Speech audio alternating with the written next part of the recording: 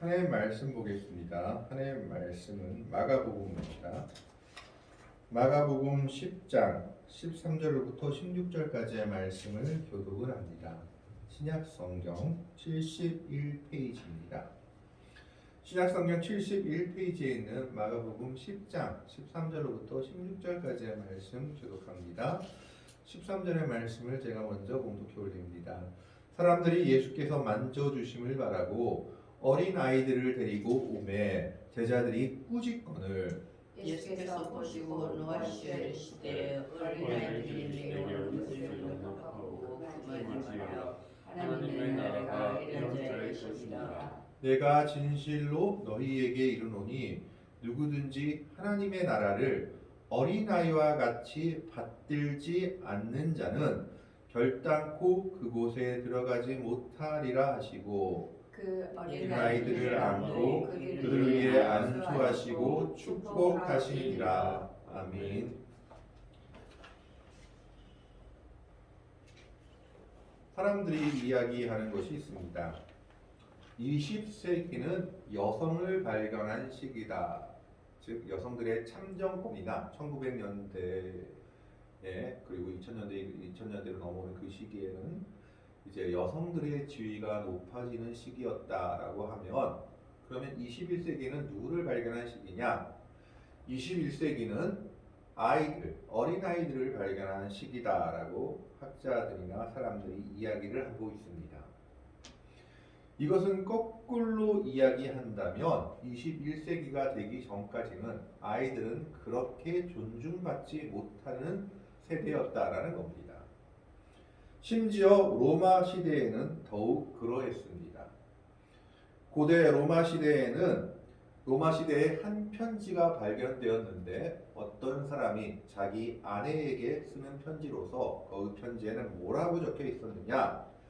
당신이 아이를 낳거든 여자아이면 길에다 내버려 버리고 남자아이면 그 아이를 기르시오라고 적혀 있었다고 합니다. 그래서 고대 로마 법에서도 무엇을 막지 못했느냐 하면은 아버지가 자녀를 죽이는 것을 막지 못했다라고 합니다. AD 375년, 즉 거의 기독교가 용인되기 전까지, 로마의 국교가 되기 전까지는 자녀들의 생사 여탈권은 헬라 세계나 로마 세계에서는 아버지에게 있었던 겁니다. 그만큼 어린아이들은 무시받고 존중받지 못하던 시대였습니다. 그리고 우리가 성경에서도 잘 아는 이야기가 하나 있지 않습니까? 예수님을 잡기 위해서 헤롯이 그 시를 박사들이 말한 시간을 유추해서 2살 이하의 아이들을 전부 다 죽여버린 사건이 있습니다.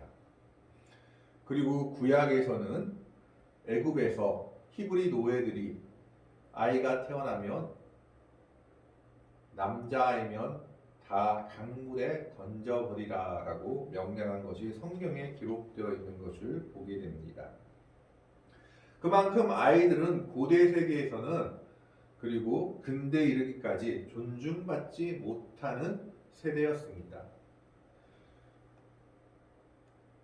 심지어 성경에서조차 사람을 계수할 때 여자와 아이를 빼고 계수한 것을 보게 됩니다. 오병이어와 칠병이어에서 사람을 계수할 때 여자와 아이를 제외하고 5,000명이었더라 4,000명이었더라 라고 얘기하고 있는 것을 보게 됩니다. 오늘 말씀도 그와 비슷한 맥락에서 생각해 볼 수 있을 것 같습니다.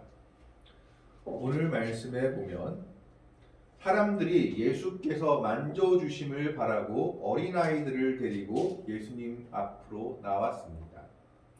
여기서 이 사람들은 아마 이 아이들의 부모들을 이야기하는 것 같습니다. 고대 유대교 전통에서는 아이들이 태어나면 훌륭한 랍비라든지 그리고 자기들의 훌륭한 스승한테서 안수받는 것이 바로 그들의 관행이었다라고 합니다. 이 아이가 훌륭한 사람이 되기 위해서 훌륭한 랍비라든가 훌륭한 스승한테 데려가서 이 아이를 위해 기도해 주십시오. 이 아이한테 안수해 주십시오라고 하는 것이 관례였다라는 겁니다. 그리고 성경에서도 보면 우리가 잘 아는 이스라엘이 자기의 아들들을 축복하거나 또 자신이 죽은 줄 알았던 요셉을 만나고 그 요셉의 아들들을 축복할 때 머리에 손을 얹고 축복하는 것을 보게 됩니다. 바로 이런 것을 바라고 그 당시 부모들이 이 아이를 데리고 예수님 앞으로 나온 것 같습니다. 이 부모들은 그나마 그 당시에서 아이들을 귀중히 여기는 부모들이었던 것 같습니다. 내 아이를 소중히 여겨서 예수님한테 기도받거나 안수라도 예수님이 좀 만져주시기라도 바라고 아이들을 데리고 온 부모들이었습니다. 그나마 고대 근동지방, 지금 이 당시 메소포타미아 지방에서 그래도 자녀를 생각하는 부모들이었다라는 겁니다. 자녀를 도구 취급하고 아이들을 인간 취급하지 않았던 세상에서 그나마 이 자녀들에 대해서 관심을 가지고 있는 부모들이었습니다. 그런데 문제는 그 다음입니다. 이 아이들을 데리고 오니까 제자들이 꾸짖거늘 이렇게 기록되고 있습니다. 사실 이 두 가지 다 이해가 가는 상황입니다. 아이들의 부모들은 예수님이라는 훌륭한 랍비나 훌륭한 스승한테 이 아이들이 기도받기나 한번 만져줌을 당하기라도 바라면서 데리고 나왔지만 제자들의 입장에서는 예수님을 생각했던 겁니다. 안 그래도 예수님이 피곤하고 바빠 죽겠는데 그 앞에도 보면 예수님이 많은 사람들을 가르치고 또 여러 사람들을 고치고 한 그런 내용이 기록되어 있는데 이 피곤한 와중에 그나마 예수님이 쉴 수 있는 틈에 쉬지도 못하게 부모들이 아이들을 데리고 나오니까 제자들의 입장에서는 우리 선생님이 쉴 틈도 없겠는구나. 아이들을 또 데리고 나오는 것은 아이들이 얼마나 정신이 없습니까? 안 그래도 힘들어 죽겠는 우리 선생님, 예수님이 더 힘들겠구나라고 생각했던 것 같습니다. 그래서 이 아이들을 데리고 나오는 부모들을 꾸짖었습니다. 우리 선생님 쉬게 그러지 마십시오. 데리고 오지 마십시오라고 했던 겁니다. 부모의 입장도 어떻게 보면 제자의 입장도 이해되는 것입니다. 부모의 입장에서는 아이들을 위해서 그나마 예수님께 데리고 나온 거고 제자들의 입장은 예수님을 조금이라도 더 편하고 쉬게 해주고자 그 시간을 방해받지 않고자 부모들을 제지하고 있는 상황이었습니다.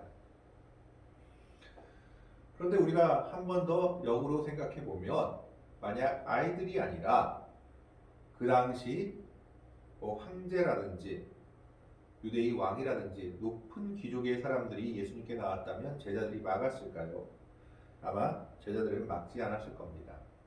그만큼 제자들의 마음속에는 은연중에 아이들은 보다 더 못한 존재다라는 생각을 가지고 있었던 것 같습니다. 이런 제자들의 모습을 보시고 예수님께서 노하십니다.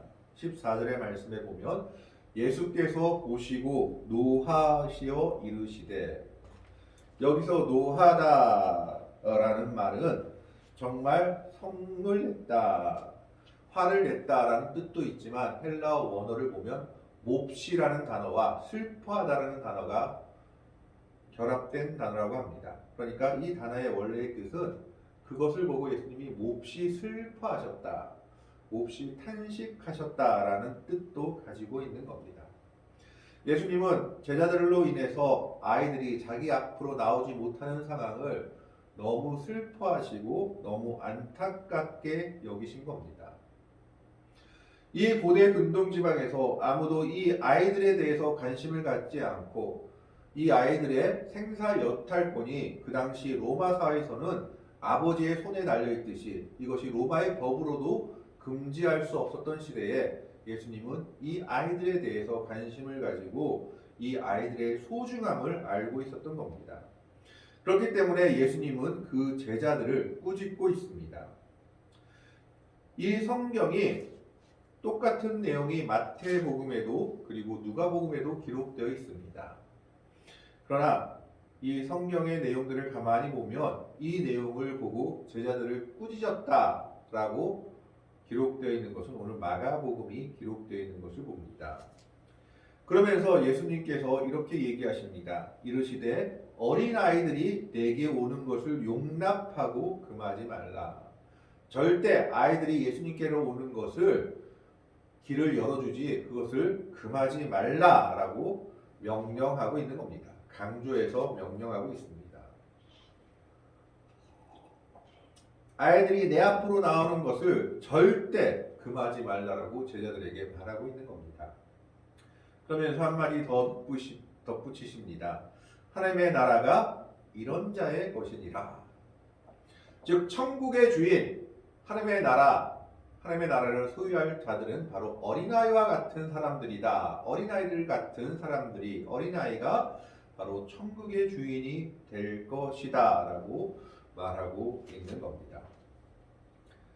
15절의 말씀에 보면 내가 진실로 너희에게 이르노니 누구든지 하나님의 나라를 어린아이와 같이 받들지 않는 자는 결단코 그곳에 들어가지 못하리라 하시고 더 강력한 말씀을 하나 하십니다. 오늘은 받들지라고 개역 개정에는 되어 있지만 옛날 개역 성경에는 받지 않는 자는 이라고 되어 있습니다. 내가 진실로 너희에게 이르노니 누구든지 하나님의 나라를 어린아이와 같이 받들지 않는 자는 아니면 받지 않는 자는 결단코 그곳에 들어가지 못하리라. 결단코라는 말은 아주 강력한 부정으로서 절대 들어갈 수 없다라고 하는 말입니다.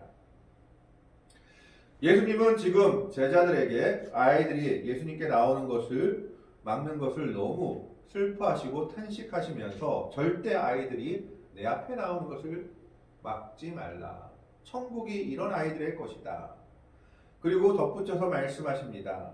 하나님의 나라가 어린아이와 같은 모습으로 받지 않으면 절대 하나님의 나라에 들어갈 수 없다라는 것입니다. 도대체 어린아이와 같은 마음이다, 어린아이와 같이 받는다라는 것은 어떤 의미를 가질까요? 대충 보면은 아이라서 순수하기 때문이다라고 생각할 수 있지만 아이 중에도 연약한 사람이 있습니다. 그럼에도 불구하고 왜 이렇게 말씀하고 있을까요? 우리가 첫 번째로 생각할 수 있는 것은 바로 의존성입니다. 무슨 말이냐? 아무리 연약한 아이고 아무리 똑똑한 아이라 할지라도 아이들은 부모를 심하게 찾고 있죠. 부모가 없으면 아이는 아무것도 아니다라는 겁니다. 부모에게 의존하고 있습니다. 늘 부모를 찾는 것이 아이들의 특성입니다. 한순간도 부모가 없이는 존재할 수가 없는 게 아이들입니다. 그런 의미에서 어린아이는 늘 의존적인 태도를 보이고 있습니다. 나는 엄마 아빠 없이는 살 수가 없습니다 라는 것을 인식하고 있는 겁니다. 우리 또한 이와 마찬가지로 하나님 없이는 우리가 살 수 없습니다 라고 고백하며 날마다 하나님을 찾는 마음으로 하나님과 함께 동행하는 자가 하나님의 나라에 들어갈 수 있다라는 것을 말하고 있는 겁니다. 아이들은 부모가 없이는 불안해하고 부모 없이는 자기가 살 수 없다라는 것을 분명히 인식하고 있습니다. 하나님의 나라를 찾는 자도 이런 어린아이와 같은 마음으로 하나님 없이는 내가 살 수 없습니다.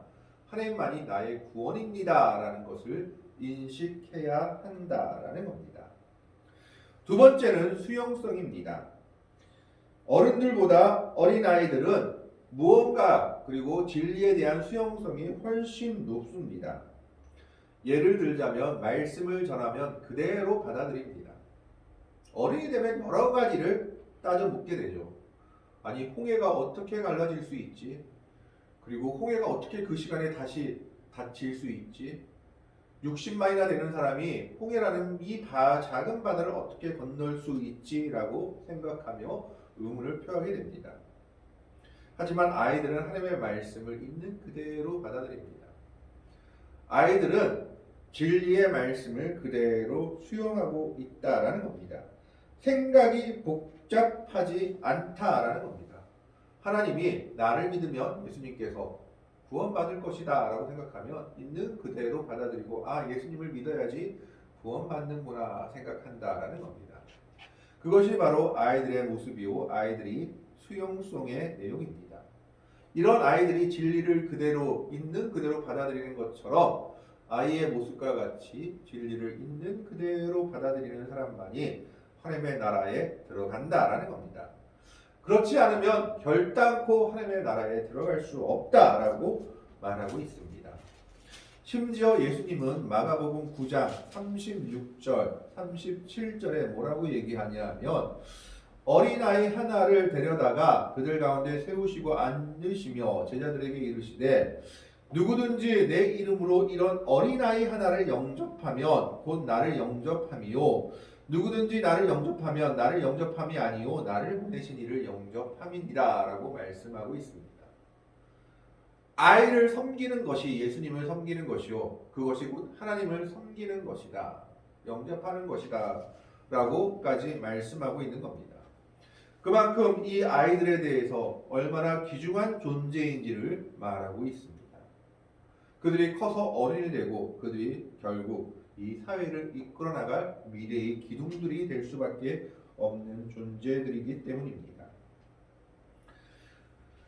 그러면서 예수님은 어떻게 하십니까? 16절에 그 어린 아이들을 안고 그들 위에 안수하시고 축복하시니라. 13절의 말씀에 보면 부모들은 처음에 예수님이 한 번이라도 만져주기를 바라고 아이들을 데리고 예수님께 나왔습니다. 제자들이 꾸짖으면서 그 일을 막아버렸죠. 그러나 예수님은 그것을 보시고 노하시면서 슬퍼하시면서 제자들에게 명령하십니다. 아이들이 내게 오는 것을 막지 말라. 아이들이 내게 오는 것을 금하지 말라. 하나님의 나라가 이런 자의 것이다. 아이와 같은 자들이 바로 하나님의 나라를 받게 될 것이다. 내가 진실로 너희에게 이르노니 누구든지 하나님의 나라를 어린아이와 같이 받들지 않는 자는 어린아이 같은 마음으로 하나님의 나라를 받지 않는 자는 하나님의 나라에 결단코 들어갈 수 없다라고 말하고 있는 겁니다. 그러면서 예수님은 부모님이 원했던 것보다 더 해주십니다. 부모들은 예수님이 우리 아이 한 번만 만져주세요라고 나왔는데 예수님은 그 아이들의 귀중함을 알았기 때문에 아이들을 안아줬을 뿐만 아니라 그들 위해 안수하시고 축복 기도까지 하십니다. 두 가지를 더해 주셨죠. 만져주시는 것에 더해서 심지어 그 아이들을 안수해 주시고 축복해 주십니다. 안았다라는 말을 보면 아마 이 아이들은 크지 않은 아이들이었던 것 같습니다. 성경에서 이 아이들을 파이디온이라고 원어에서 이야기하고 있는데 파이디온이라는 아이들은 12살 이하의 아이들을 파이디온이라고 한다고 합니다. 그러니까 우리 초등학교 이하의 아이들 아니면 정말 어린이 젖먹이들도 있었을 겁니다. 그런데 예수님은 이 아이들 하나하나를 다 안고 그들 위해 안수하시고 축복하고 계십니다. 꽤 오랜 시간이 걸렸고 꽤 힘든 여정이었을 겁니다. 아이들 하나하나를 다 안고 그들을 다 축복하고 안수하고 기도하고 있습니다. 오늘날 큰 교회 담임 목사님들이 이렇게 하라면 너무 힘들어서 할 수 있을까요? 예수님은 이 아이들 하나하나를 귀중하게 보셨던 겁니다. 아이 하나하나를 다 안으시고 부모들은 그냥 만져주기만 바랬지만 거기에 더해서 그 아이들 위해 안수하시고 축복 기도를 해주신 겁니다. 여기서 축복하시니라 라고 말했을 때 그저 축복한 것이 아니라 기도를 끝까지 열심히 했다라는 뜻으로 미완료형으로 되어 있다고 합니다. 그러니까 잠깐 기도한 것이 아니라 아주 끝날 때까지 아이들 하나하나를 다 잡고 기도해 주신 겁니다. 그만큼 예수님은 이 어린아이들이 얼마나 중요한 아이들인지 얼마나 중요한 존재들인지 하나님의 나라에서 얼마나 귀중한 존재들인지를 알고 그들에게 보여주고 계신 겁니다. 우리가 잘 아는 무디 선생님이 오늘 하루는 전도를 갔다 와서 그 결과를 보고하면서 이렇게 얘기했다고 합니다. 오늘은 2사람 반을 전도했습니다. 그러니까 많은 사람들이 어른 2명과 아이 1명을 전도했습니까? 라고 물었습니다. 2사람 반이라고 하니까 아마 반이라는 것은 작은 아이를 전도해서 그런가 보다라고 생각했던 겁니다. 그때 무디 선생님이 이렇게 얘기했습니다. 아닙니다. 어린아이 2명과 어른 1명을 전도했습니다. 사람들이 의아해서 물었습니다. 아니 왜 그게 2명 반입니까? 어린아이들은 이 어린 나이에 회심해서 하나님께로 돌아오면 그 남은 생의 전부를 하나님께 바치며 온전히 하나님의 사람으로 나아가게 됩니다. 그러나 이미 다 커버린 사람은 남은 시간도 얼마 남지 않았지만 또 그의 마음이 이미 굳어졌기 때문에 얼만큼 하나님 앞에 순전히 나아갈 수 있을지 알 수 없기 때문입니다. 라고 대답했다라는 겁니다. 그만큼 아이들은 우리 미래에 있어서 가장 귀중한 존재들입니다. 믿음의 세대에 있어서도 다음 세대가 얼마나 중요한지를 알 수 있습니다. 미국 남침례 교회의 짐 슬랙 박사의 통계에 의하면 25세 이전의 전체 회심자 20명 중 19명의 비율로 그리스도인이 되었다고 합니다. 그러니까 나이가 들수록 그리스도인이 되는 비율이 아주 낮아졌고 어릴수록 복음을 듣고 회개하며 예수님께로 나오는 비율이 높아졌다라는 겁니다. 그렇기 때문에 우리는 어린아이들에게 복음을 전해야 되며 젊은 심령에 복음을 전해야 합니다. 그들이 더욱 하나님 앞에 나오며 하나님의 일을 할 수 있는 귀한 존재들이기 때문입니다. 물론 어른들도 중요합니다. 그러나 어린아이 때부터 하나님의 말씀을 가르친다는 것이 하나님의 자녀로 자란다는 것이 얼마나 중요한지를 나타내는 지표이기도 합니다. 예수님은 그 당시 아이들을 인간 취급하지 않고 정말 무시했던 그런 상황 속에서도 이 아이들이 얼마나 귀중한 존재인지를 말씀하셨고 이것은 기독교의 역사 속에서 그대로 이어져 오고 있습니다. 심지어 제자들조차도 아이들을 별로 중요하게 여기지 않았기 때문에 이 아이들을 데리고 나오는 부모를 꾸짖으며 아이는 예수님 쉬는데 방해하지 말라고 할 정도였습니다. 그러나 예수님은 그 사실을 보고 노하셨습니다. 깊이 탄식하며 슬퍼하셨습니다. 그리고 우리에게 말씀하십니다. 누구든지 예수님 앞에 나오는 것을 아이들이 예수님께 나오는 것을 금하지 말라. 하나님의 나라가 이런 아이들의 것이다. 하나님의 나라를 이런 어린아이 같은 심령으로 받지 않으면 결탄코 하나님의 나라에 들어갈 수 없다라는 겁니다. 여러 가지 특징이 있지만 아이의 특징 2가지를 말했습니다. 의존성입니다. 나는 우리 부모 없이는 못 삽니다. 부모만을 찾는 의존성을 말하고 있습니다. 2번째는 수용성입니다. 부모가 말한 것은 어른이 말한 것은 그대로 받아들입니다.